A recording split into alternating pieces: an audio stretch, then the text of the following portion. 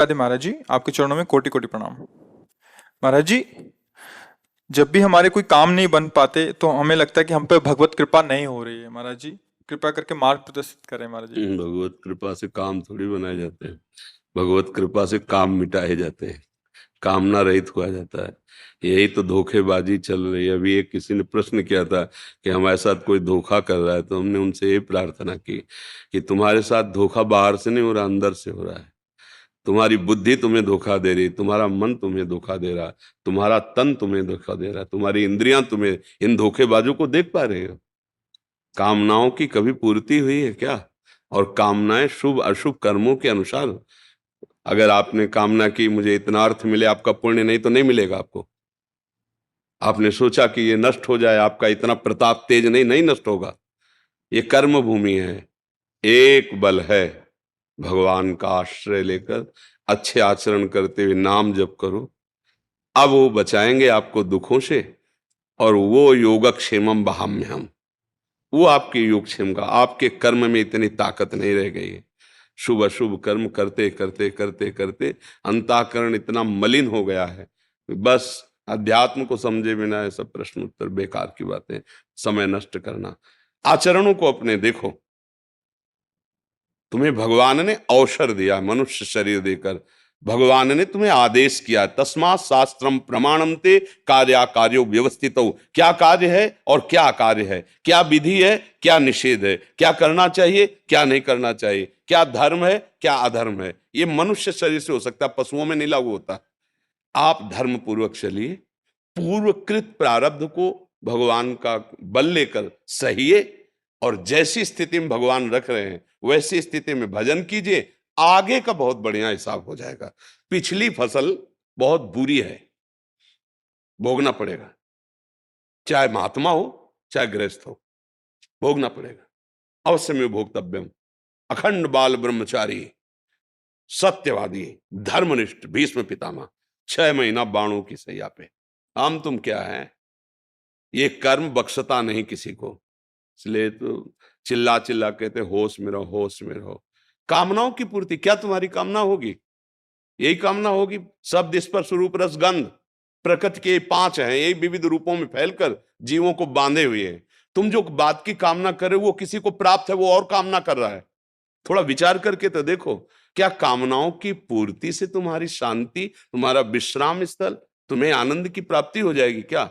हम सोचते हैं कि 1 लाख मिल जाए तो हमारा काम बन जाएगा, और किसी के पास 100 लाख है लेकिन उसका काम नहीं बना, वो और कामना कर रहा है। किसी के पास 100 करोड़ है, वो उसमें तृप्त नहीं है, वो और ये क्या चल रहा है माया का लीला।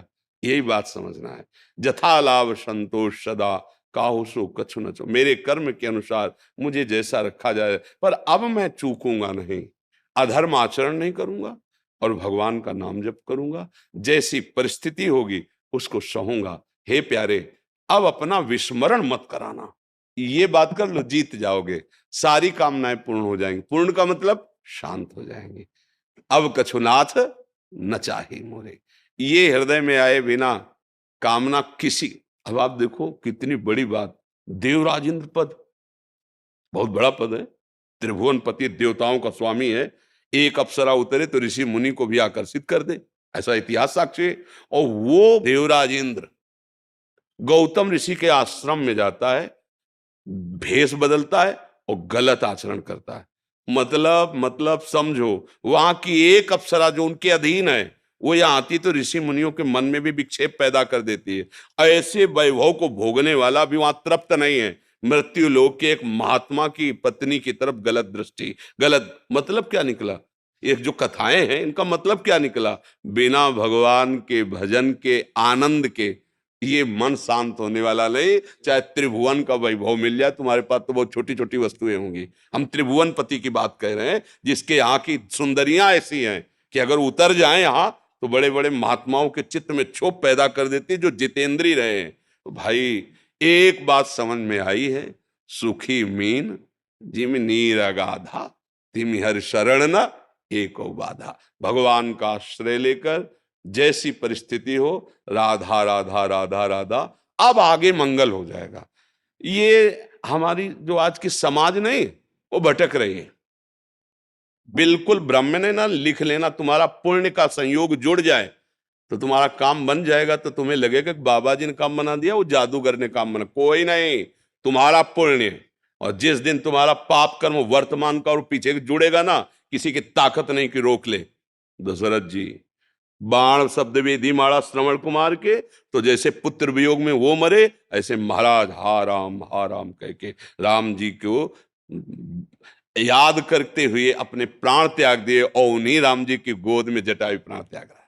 भगवान का सानिध्य उस समय प्रगट में दशरथ जी के पास नहीं हुआ, लेकिन जटायु को भगवान गोद में रख। बात समझो, क्या कर्म बना, सिया जी के लिए उसने अपने प्राणों की बाजी लगा दी, तो भगवान की गोद में शरीर।